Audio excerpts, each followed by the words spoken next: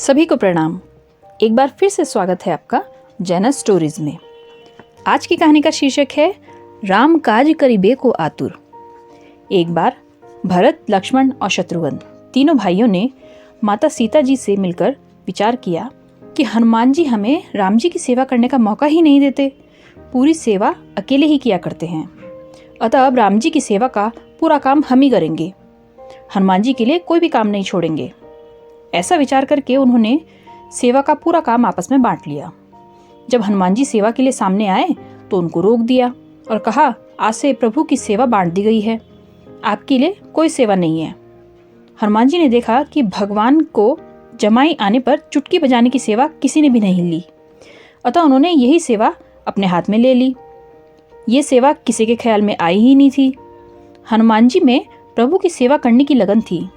जिसमें लगन होती है उसको कोई ना कोई सेवा मिल ही जाती है।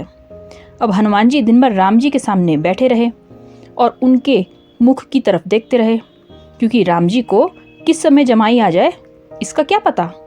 जब रात हुई तब भी हनुमान जी इसी तरह बैठे रहे। भरत और सभी भाइयों ने हनुमान जी से कहा, रात में आप यहाँ नहीं बैठ सकते, अब आप चले जाएं। हनुमान जी बोले कि कैसे चला जाऊं, रात को न जाने कब राम जी को जमाई आ जाए। जब बहुत आग्रह किया तब हनुमान जी वहाँ से चले गए और छत पर जाकर बैठ गए। वहाँ बैठकर उन्होंने लगातार चुटकी बजाना शुरू कर दिया, क्योंकि राम जी को न जाने कब जमाई आ जाए। यहाँ राम जी को ऐसी जमाई आई कि उनका मुख खुला का खुला ही रह गया, बंद ही नहीं हुआ। ये देखकर सीता जी बड़ी व्याकुल हो गई कि न जाने राम जी को क्या हो गया। भरत और सभी भाई आ गए। वैद्यों को बुलाया गया तो वे भी कुछ नहीं कर सके। वशिष्ठ जी आए तो उनको आश्चर्य हुआ कि ऐसी चिंताजनक स्थिति में हनुमान जी दिखाई नहीं दे रहे हैं और सब तो यहीं हैं, वे कहाँ हैं। खोज करने पर हनुमान जी छत पर बैठे चुटकी बजाते हुए मिले। उनको बुलाया गया और वे राम जी के पास आए तो चुटकी बजाना बंद करते ही राम जी का मुख स्वाभाविक स्थिति में आ गया।